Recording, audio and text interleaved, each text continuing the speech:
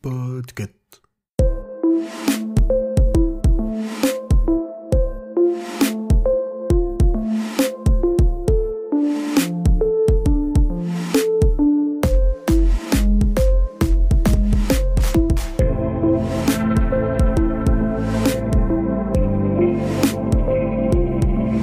Bonjour tout le monde, je vous souhaite une excellente année 2022. Je vous remercie de démarrer l'année avec moi car vous écoutez le numéro 67 de la Gazette du Maine, le podcast de Stephen King France qui résume l'actualité de Stephen King. Je suis Émilie et je suis très heureuse de vous emmener avec moi en balade dans le Maine pour vous conter les nouvelles informations depuis le 20 décembre.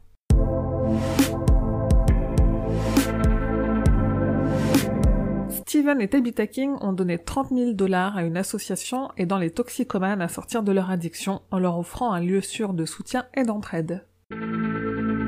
Mauvaise nouvelle côté parution en français puisque la sortie de la version française du roman Billy Summers est repoussée. À l'origine prévue en avril, Albin Michel a décidé de ne finalement publier Billy Summers qu'en septembre 2022 en raison de l'élection présidentielle, une période peu propice à de la promotion de littérature de fiction.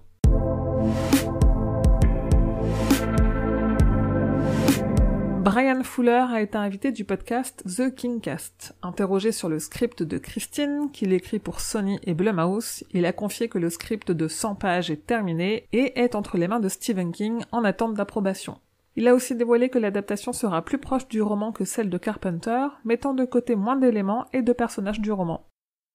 Et en parlant de Blumhouse, il se pourrait qu'on va débarquer cette année sur grand écran la nouvelle adaptation de Charlie. En tout cas, le tournage est terminé et le montage est bien avancé puisqu'on a appris que le film sera rated R aux États-Unis et c'est plutôt bon signe quand on parle adaptation de Stephen King.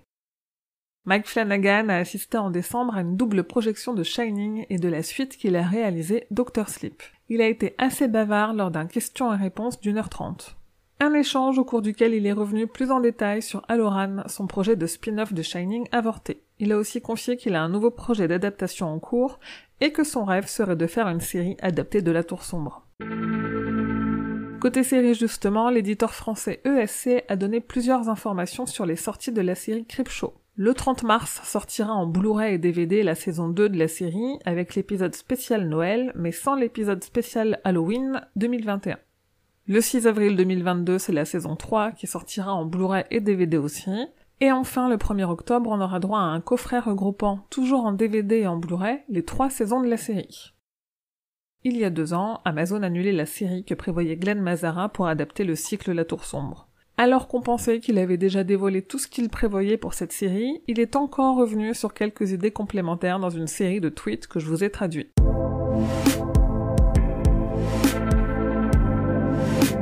Matt Reeves, le réalisateur du prochain film sur Batman, a dévoilé avoir été inspiré par la Christine de Stephen King pour créer sa Batmobile. En septembre, Stephen King fêtera ses 75 ans et à cette occasion, Bev Vincent, qui est amie et expert de l'auteur, publiera le guide ultime sur l'auteur promettant de nous dévoiler des photos d'archives et des documents de la collection personnelle de King, ainsi que les histoires derrière la naissance de ses romans, nouvelles et adaptations. Et le mois suivant sortira un livre d'un autre genre, mais à mon avis assez intéressant, Castle Rock Kitchen, un livre de 80 recettes inspiré par l'univers de Stephen King, tant ses œuvres que ce qu'il aime ou des spécialités du coin. Il en a même signé l'introduction. Et outre-Atlantique toujours, les éditions Cemetery Dance ont décidé de publier pour la première fois en papier la nouvelle Un visage dans la foule, A Face in the Crowd, pour son nom en version originale, dans un livre qui contiendra également une histoire de Richard Kismar. Qui dit nouvelle année, dit nouvelle figurine. On a tout d'abord Hot Toys qui a annoncé une belle figurine de Gripsou 2019 à l'échelle 1/6, et Fool's Paradise a mis en précommande des figurines à l'effigie des sœurs jumelles de Shining, designées comme le manga Dr. Slump.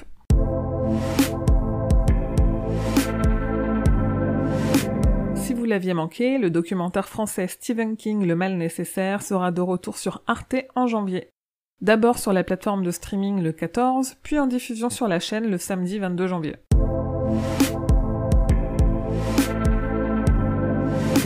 Et voilà, c'est tout pour la Gazette numéro 67. J'espère que vous avez passé de bonnes fêtes et je vous renouvelle tous mes vœux pour cette nouvelle année. Si vous souhaitez continuer à soutenir la Gazette ainsi que le travail que je fournis en podcast mais aussi sur le site et les réseaux sociaux, le plus simple c'est d'en parler autour de vous et de partager à vos amis et ou sur les réseaux sociaux. Si vous écoutez cette Gazette sur une appli de podcast, n'hésitez pas à prendre 2 minutes pour laisser 5 étoiles et un commentaire, ça l'aide à se faire connaître auprès d'autres fans.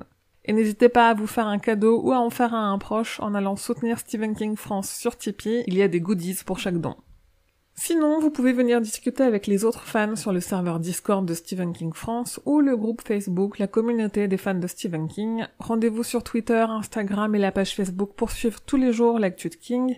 Et évidemment sur le site stephenkingfrance.fr pour avoir tous les détails sur toutes les infos que je vous ai rapidement partagées dans cette gazette. La Gazette du Maine est un podcast du label Podcut. Rendez-vous sur podcut.studio pour découvrir ce que font tous les autres podcasts. Je vous dis merci et à bientôt, fidèles auditeurs et auditrices, que vos journées soient longues et vos nuits plaisantes.